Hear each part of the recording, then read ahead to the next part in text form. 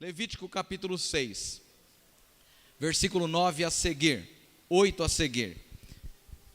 Levítico capítulo 6, versículos 8 ao 13.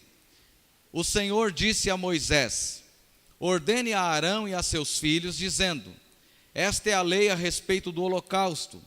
O holocausto ficará sobre as brasas do altar toda a noite até pela manhã, e o fogo do altar nunca poderá ser apagado. O sacerdote vestirá a sua túnica de linho e os calções de linho sobre a pele nua, e levantará a cinza quando o fogo houver consumido o holocausto sobre o altar, e a colocará ao lado do altar.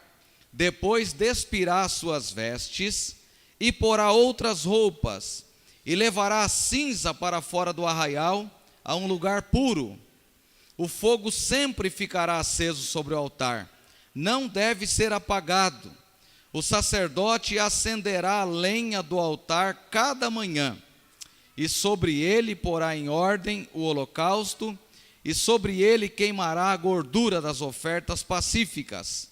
O fogo queimará continuamente sobre o altar, não deve ser apagado.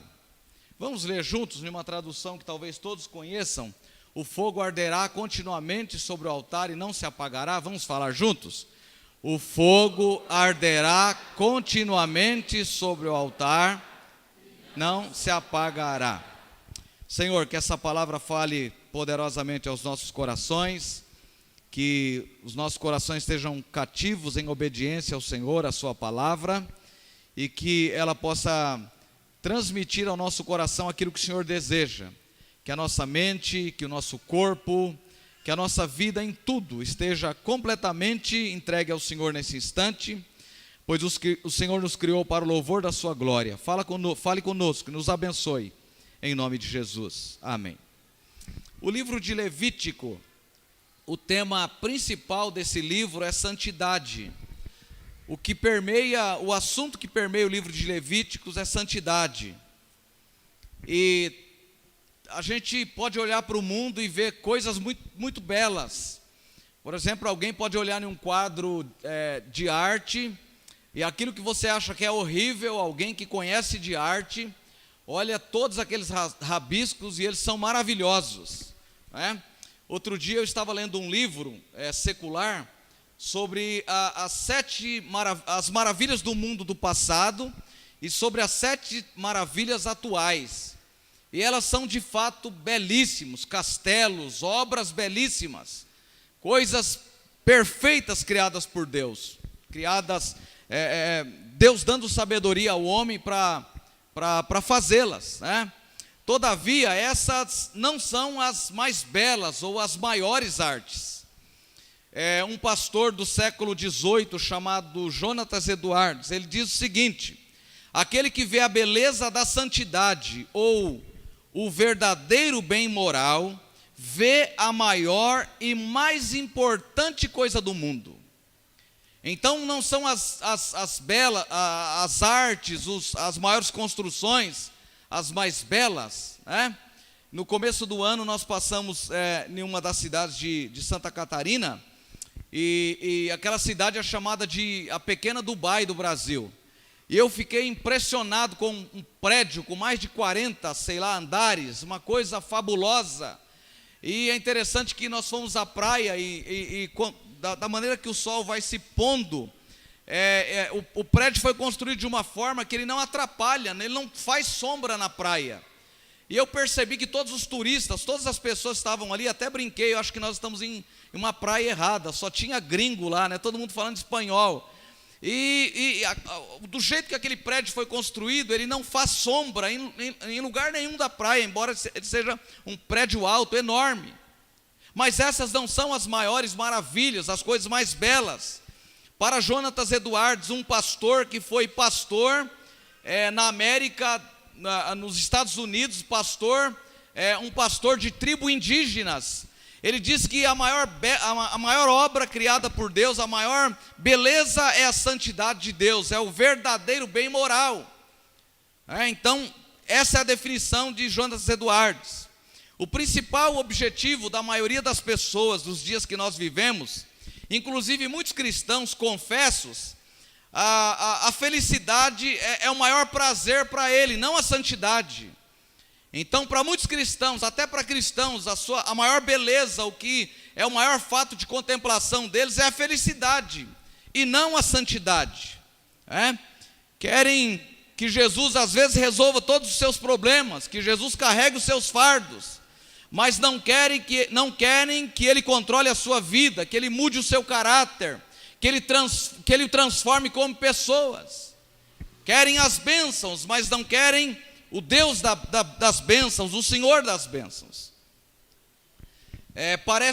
Para muitas pessoas hoje parece que eles não se sentem perturbados ao ouvir a palavra. Eu quero usar esse termo, que é um termo pesado. Eu já li o livro Heróis da Fé algumas vezes, e cada vez que eu leio aquele livro Heróis da Fé, parece que eu me converto um pouquinho, porque ele é a história de homens dos pré-reformadores, desde a idade, um pouquinho depois da Idade Média, como mencionou o pastor Ramsés Júnior, até o século XIX, talvez início do século XX, homens que viveram no contexto de uma sociedade que eles pregaram o Evangelho, pregaram para uma plateia de 2.000, 3.500 pessoas. Eu li, por exemplo, um pregador, um dos grandes pregadores, que chegou a uma fábrica. Era uma fábrica de costura, onde as pessoas estavam trabalhando, mulheres, homens, todo mundo trabalhando no início da industrialização. E as pessoas estavam trabalhando naquela fábrica. E aquela fábrica tinha muitas colunas. E na medida que aquele homem foi pregando um sermão de 1 hora, de 2 horas, de 3 horas, as pessoas se sentiam tão tocadas pela palavra, percebiam, tinham convicção de que eram tão pecadores, que as pessoas batiam a cabeça nas vigas, nas pilastras daquela construção, arrependidos. Não tinha microfone, não tinha tudo que nós temos hoje, mas a palavra descia ao coração, tocava o coração, e eram pessoas que não queriam apenas a felicidade, mas eram pessoas que, ao se converter, buscavam a santidade, buscavam estar na presença de Deus. E logo falando sobre isso, vem a pergunta ao nosso coração: o que é santidade?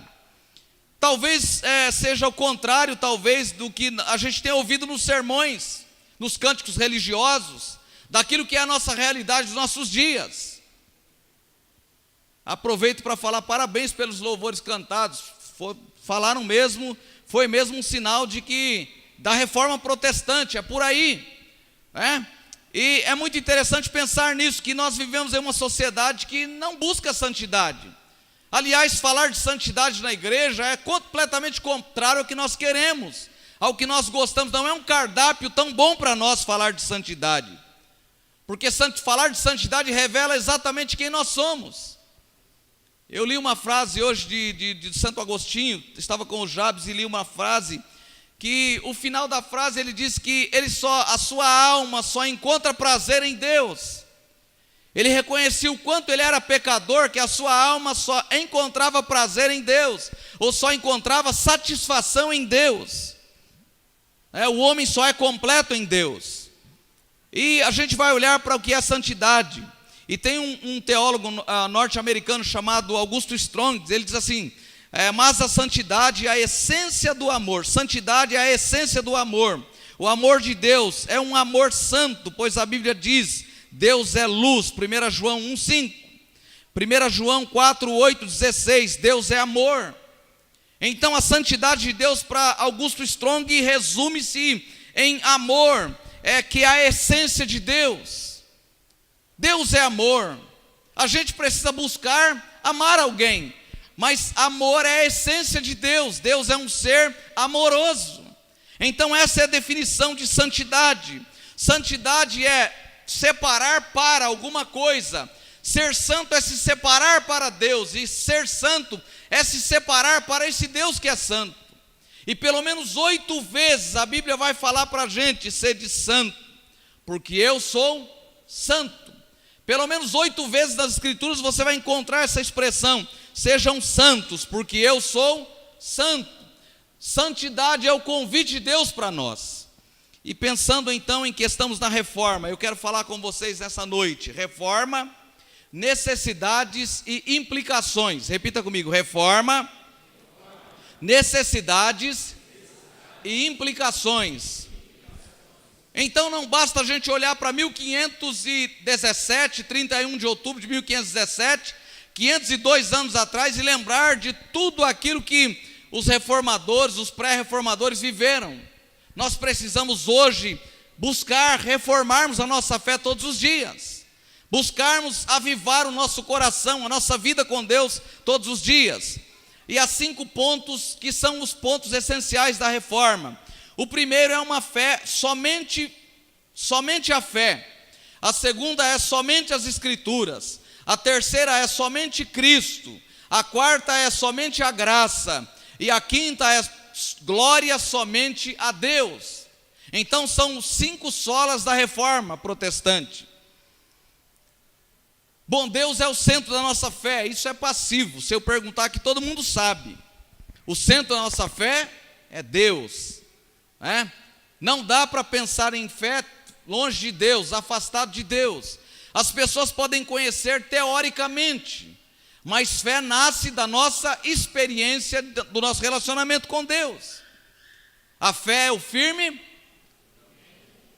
das coisas e prova das que não se veem. E como que a gente cresce na fé? Caminhando com Deus. Cada vez que a minha fé é uma chance para crescer um pouco mais. Então esse é o propósito da reforma. Somente a fé é ter uma vida pela fé, viver pela fé. Pastor Júnior leu Romanos 1,16 no início do culto. É somente pela fé. Martinho Lutero se depara com esse texto e ele percebe, ele descobre: o justo viverá da fé. E o texto diz: e se ele recuar, a minha alma não terá prazer nele.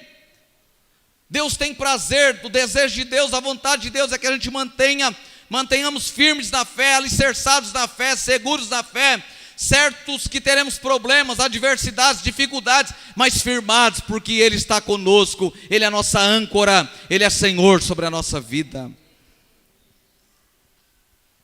Eu quero falar com vocês então a primeira coisa: Deus prefere um coração que faz sacrifícios diários de obediência, do que alguém que vai ao altar, mas o desobedece constantemente. Repita comigo: Deus prefere um coração que faz sacrifícios diários de obediência. Toda essa parte juntos. Deus prefere um coração que faz sacrifícios diários de obediência. Então, esse capítulo 6 de Levítico está dizendo para a gente exatamente sobre isso. Ordene a Arão e a seus filhos, dizendo: esta é a lei a respeito do holocausto. O holocausto ficará sobre as brasas do altar toda a noite até pela manhã, e o fogo do altar nunca poderá ser apagado. Bom, se Deus é o centro da nossa fé, a vida cristã só pode acontecer no altar. Se Deus é o centro da nossa fé, a nossa vida só acontece no altar. E altar não é apenas isso aqui que ensinaram para a gente. Quando eu era criança, por exemplo, vocês vão lembrar-se disso, que aqui, por exemplo, tinha uma cerquinha antes do púlpito, né? Então esse lugar era o altar. Criança não podia subir aqui, era puxão de orelha, não tinha jeito, porque nós fomos ensinados que isso aqui é o altar. Isso aqui é apenas uma representação, isso aqui é apenas um lugar onde a gente coloca a Bíblia aqui no centro, olha para todo mundo, ministra a palavra. Mas a reforma protestante não diz para a gente que o altar é isso aqui. A reforma protestante diz que o altar é o meu coração. Um dos resgates de Martinho Lutero é exatamente isso. E quando eu olho aqui para este texto que diz aqui no versículo 13: o fogo arderá continuamente sobre o altar e não poderá ser apagado, eu devo olhar para trás. Eu tenho quase que vontade de voltar nas igrejas por onde eu preguei muitas vezes, nesse texto falando de avivamento, e eu pulei, eu gritei, o povo gritou, e isso era o centro, isso aqui era o texto do avivamento. Mas o que o texto está dizendo para a gente aqui é que a minha vida tem que ser uma vida de compromisso. É o sacrifício que é colocado sobre o altar, ele fica no fogo o dia inteiro, a noite inteira, e o sacerdote tem a obrigação de passar lá e manter o fogo aceso. O fogo não pode apagar. O fogo tinha que estar dioturnamente aceso.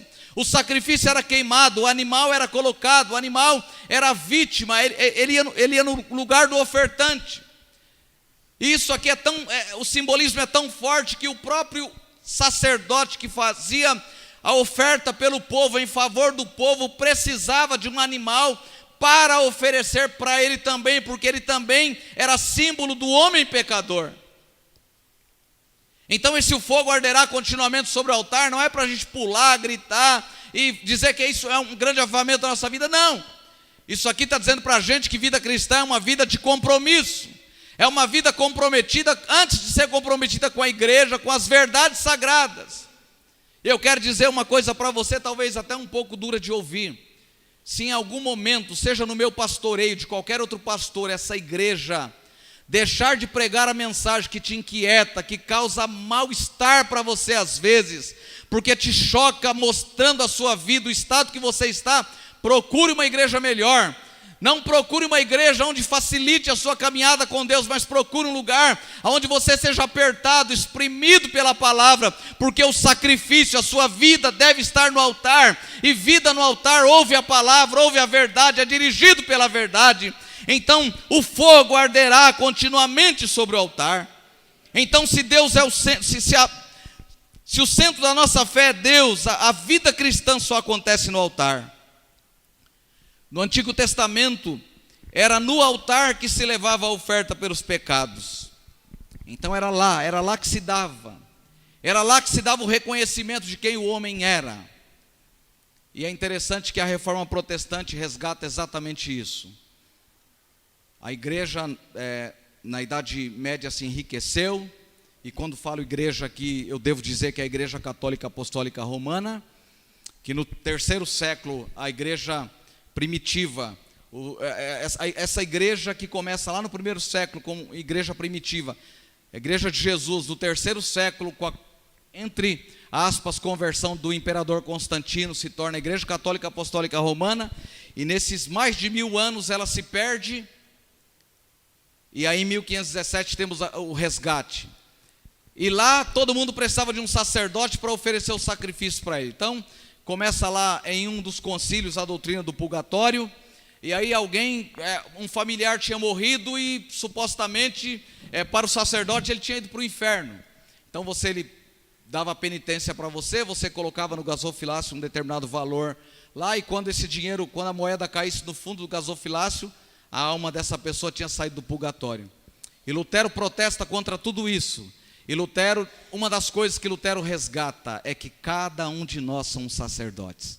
Todos nós somos sacerdotes. Diga para a pessoa que está ao seu lado: você é sacerdote. Fala para ele assim, olha aqui para mim, fala para ele assim: essa é a doutrina do sacerdócio universal dos homens. Diga para ele: essa é a doutrina do sacerdócio universal dos homens. Isso é o resgate da Reforma Protestante. Todos nós, o véu se rasgou de alto a baixo, e nós podemos chegar à presença de Jesus.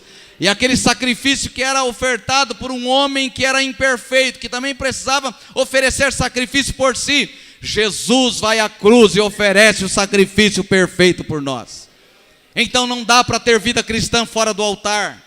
Se a gente dá uns passinhos lá fora e corre para cá e chega aqui e a gente está enganando a gente mesmo. Vida acontece no altar, e vida no altar é na igreja, no banheiro da minha casa, é no meu emprego, em todo lugar. A minha vida, o fogo arderá continuamente sobre o altar. É vida comprometida, é vida no altar, é vida de sacrifício, de luta, de provação, de adversidade. Esse evangelho bambo, mentiroso, em que as pessoas só terão vitória, as pessoas só contam prosperidade, isso não é uma igreja reformada, isso não é a igreja de Jesus. Jesus diz: no mundo vocês terão aflição, tribulação, mas tenham bom ânimo.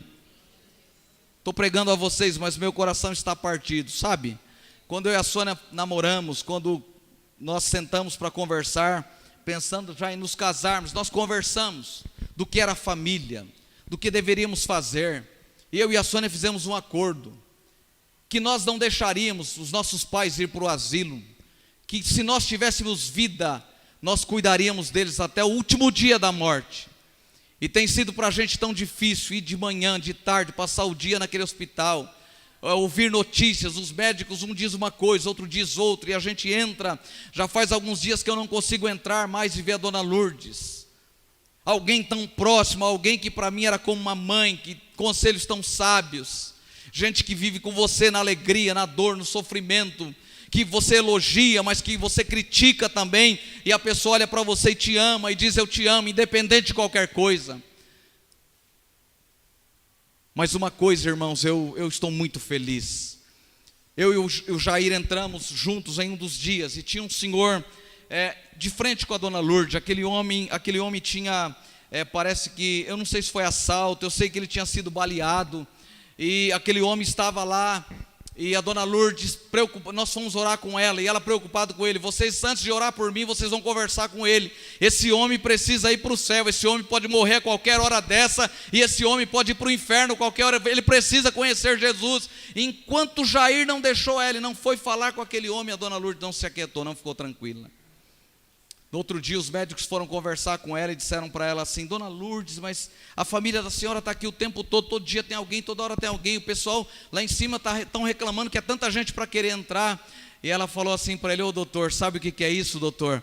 Um dia Jesus encontrou a minha família e transformou a minha família. E aí falou: o meu genro é pastor, meu neto, não sei, o meu filho, e foi falando, e o médico, depois eu fui lá conversar, eles estavam impressionados. Uma senhora lá, dona Terezinha, que cuida da visita religiosa, falou para mim assim: eu fiquei tão curioso das pessoas falarem da dona Lourdes, que eu desci lá para fazer uma visita para a dona Lourdes, e eu falei para ela: dona Lourdes, eu tenho 60 e poucos anos, quando eu tiver 86 anos, eu quero estar lúcida como a senhora e sendo amada como a senhora, eu quero viver e transmitir alegria como a senhora. Isso é sinal de que o evangelho entrou no coração, isso é sinal de que a gente conheceu Jesus com profundidade, que a vida está no altar. E no outro dia eu fui visitar a dona Lourdes, ela segurou na minha mão, apertou a minha mão e disse assim: meu filho, quero falar para você uma coisa, eu amo a Deus acima de todas as coisas em primeiro lugar, mas diga para todos da minha família que eu amo todo mundo. E disse para mim assim: eu acho que eu não vou sair dessa situação, eu acho que dessa vez eu vou embora. Falei: para casa, dona Lourdes? Não, acho que dessa vez eu vou morrer, mas diga para todo mundo que eu amo eles. E isso, irmãos, é profissão de fé, é declaração pública da nossa fé. Nós precisamos declarar a nossa fé às pessoas. Aqui todo mundo conhece a gente, sabe que a nossa fé é pública, mas nós temos que tornar nossa fé pública lá fora, na aflição, na adversidade, na tribulação. Dona Lourdes é tão agitada, tão afoita, mas eu estou impressionado de estar sofrendo tanto e em nenhum momento reclamar daquela situação, o tempo todo dizendo: graças a Deus, Deus é bom, Deus está no controle da minha vida. Meus irmãos, é isso que Martim Lutero fez a gente. Deus prefere um coração que faz sacrifícios diários de obediência, um coração inclinado a obedecer a Deus.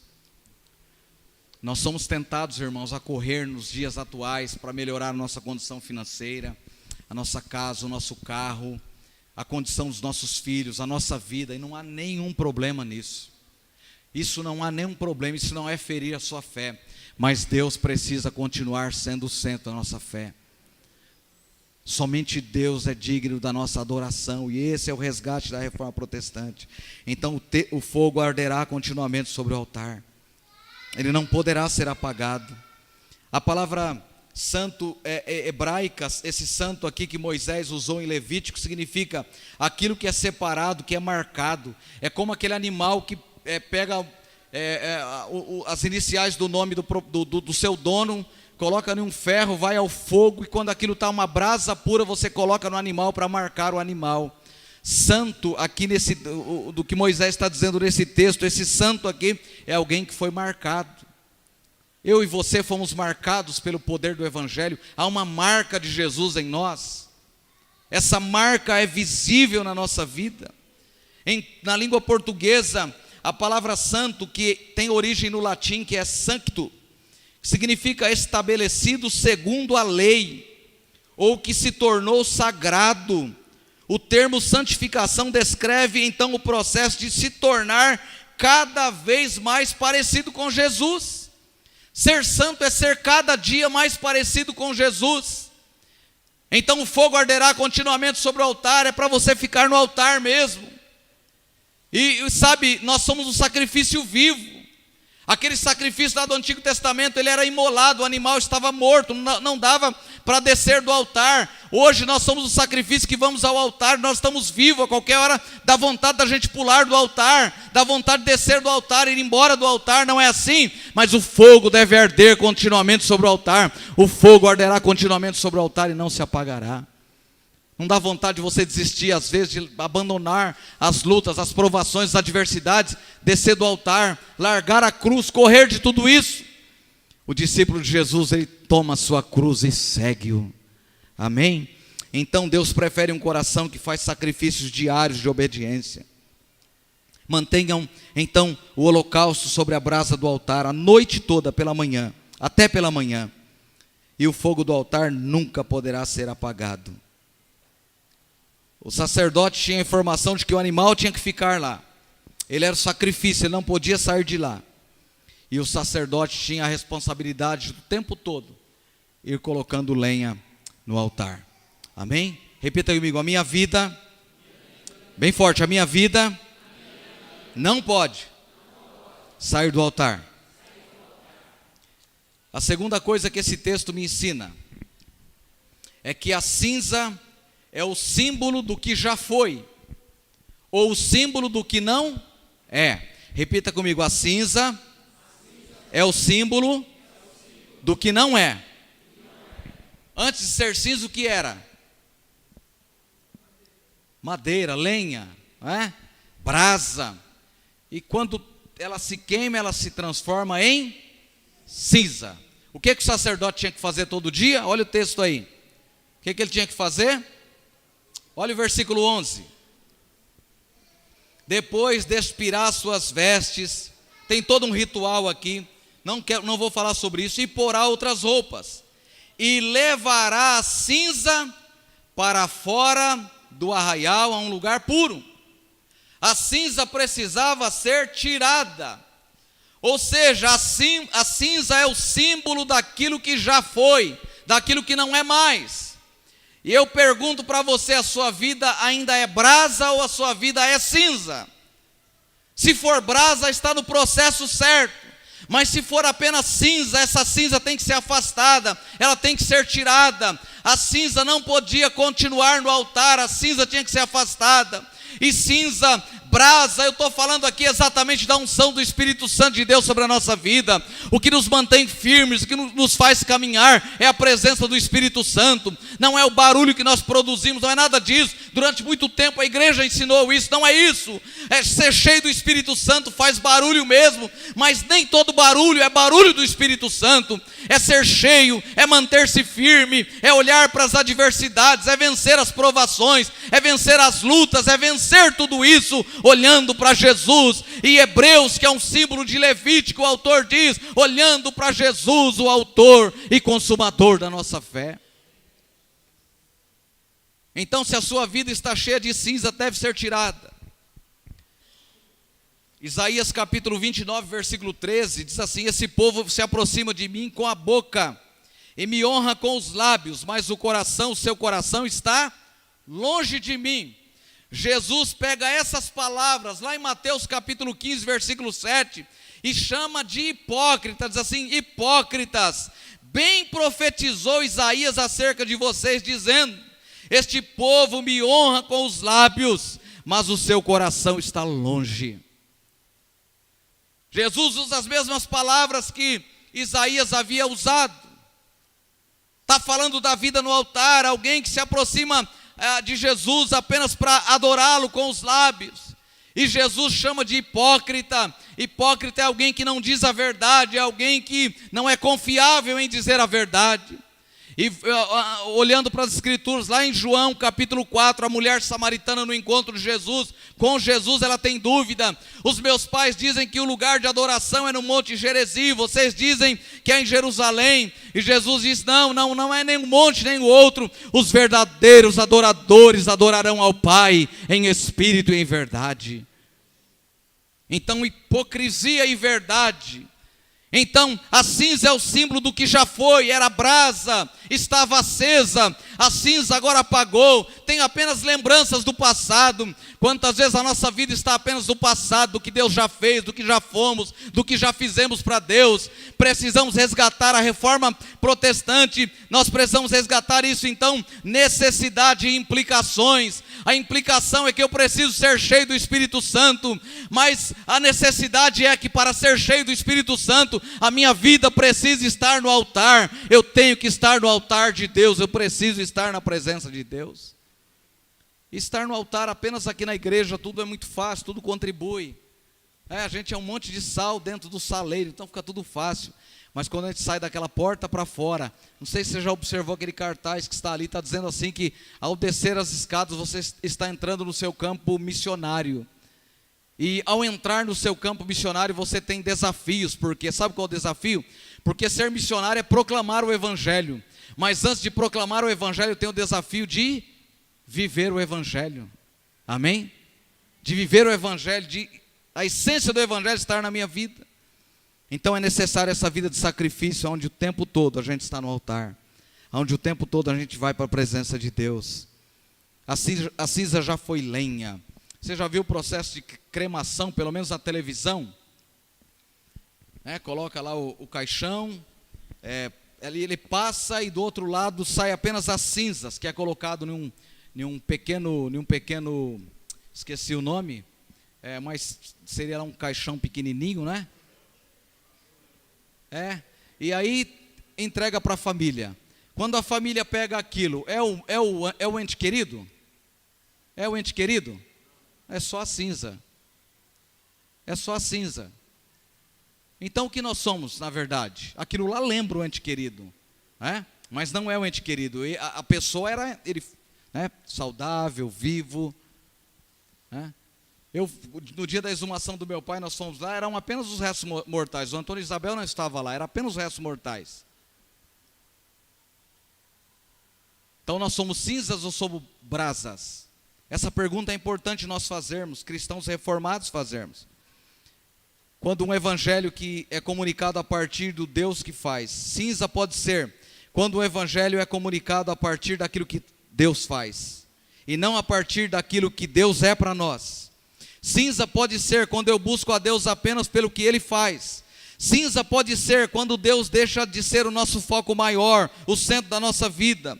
Cinza pode ser quando valorizamos mais o tempo presente do que a promessa futura.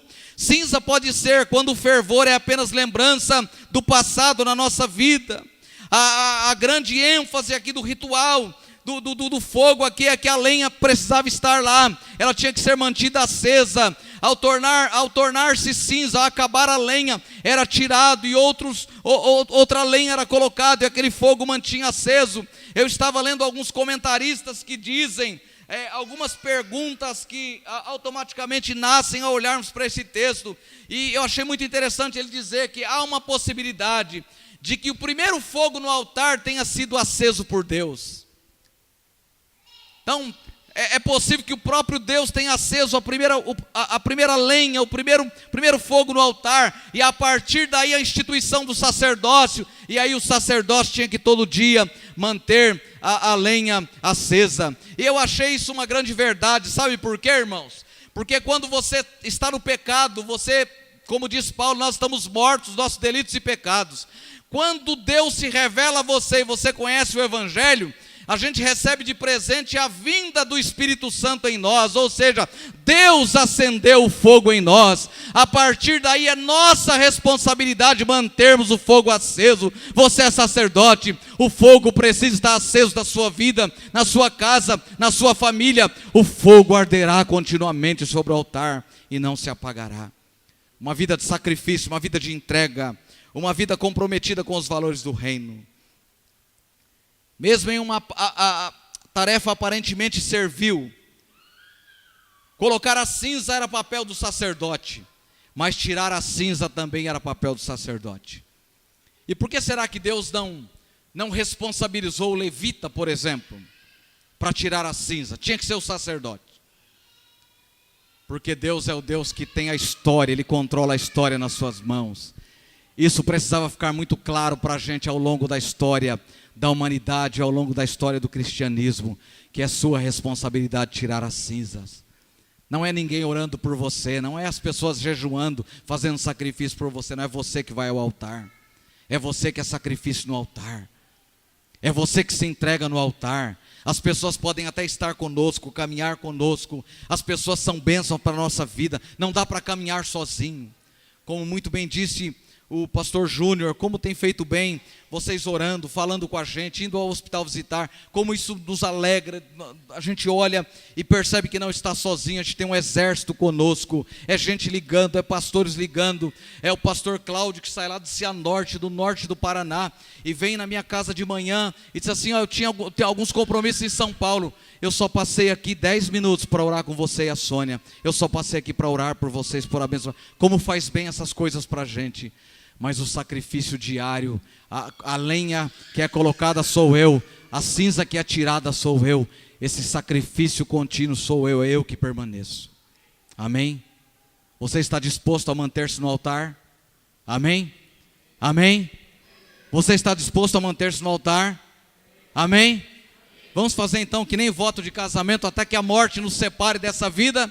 Vamos manter fogo no altar, vamos estar no altar, né? Vamos estar no altar, amém? Amém. O cristão deve viver avivamento todo dia, irmãos.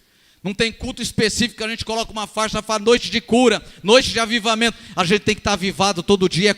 Deus cura o dia que Ele quer, a hora que Ele quer. É avivamento todo dia. Um crente reformado, um crente que conheceu os princípios do Evangelho, que aceitou Jesus, que entregou-se a Jesus, ele vive avivamento todos os dias. E avivamento não significa ausência de provações, de adversidade. Eu estou na adversidade, na provação, mas eu estou ali firmado em Cristo Jesus. É o desafio da nossa fé todos os dias.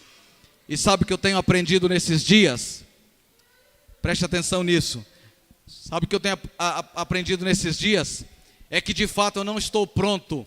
Eu ainda não vivo tudo que eu prego e ensino para vocês. Entre eu falar para vocês que quando tem alguém da sua família doente, que você tem que permanecer firme e etc, etc. Há uma distância muito grande de quando eu viver. Esses dias que eu estou vivendo tão presentemente essa situação. E às vezes eu olho para mim e eu falo: Senhor, mas eu não estou confiando, alguma coisa ainda está errada na minha vida. É porque eu sou um discípulo que não estou pronto, eu estou sendo burilado e trabalhando por Jesus Cristo, mas a minha vida precisa estar no altar. O fogo arderá continuamente sobre o altar. Mesmo em uma tarefa aparentemente tão servil, era o sacerdote que fazia a remoção das cinzas. É você que deve tirar a cinza do altar, a cinza da sua vida. Era o sacerdote o oficiante, não era o assistente, era ele que realizava tanto o colocar a lenha quanto tirar a cinza. Para o trabalho, este mesmo homem deveria ser vestido de roupas diferentes daquelas que usavam no lugar santo. Isso significa, sabe, irmãos, que nós vestimos uma roupagem nova. O Evangelho é uma roupa nova. Sabe, o Evangelho trouxe uma roupagem nova para a nossa vida. Sabe, na minha infância eu me lembro de uma vez que os recursos em casa não estavam tão bons para minha mãe comprar roupa para a gente. E aí, a minha mãe fez sabe o quê? Pegou umas calças jeans que já estavam desbotadas, minha e dos meus irmãos, foi lá e comprou a tinta para tingir aquilo, tingiu a roupa. Quando nós fomos pegar a roupa para se vestir, estava novinha, né? Só ficamos sabendo que não era nova porque ela contou que tinha tingido. Nós vimos o processo lá, né, da tintura. Sabe, é isso, irmãos, é ser reformado, é passar por uma reforma, é viver isso no Evangelho. Às vezes a gente está vivendo do que aconteceu com a gente há 20, há 30 anos atrás. Deus quer te dar uma experiência nova hoje. E sabe, a mensagem que é pregada hoje aqui, talvez você vai viver ela alguns anos depois. Sabe, o pastor Tiago um dia pregou aqui, e ele falou assim: você quer viver crescimento com Deus, você quer crescer com Deus, você quer ter experiência com Deus? Experiência com Deus pode ser fruto de provação, de adversidade, de lutas. Essa semana na minha oração pela manhã, eu estava orando e me lembrando disso. Deus, eu tenho pedido tanto que eu preciso crescer na graça e no conhecimento do Senhor. E foi muito clara a voz do Espírito Santo: eu estou te dando a oportunidade para crescer. Amém? Então mantenha a sua vida no altar, mantenha a sua vida diante de Deus.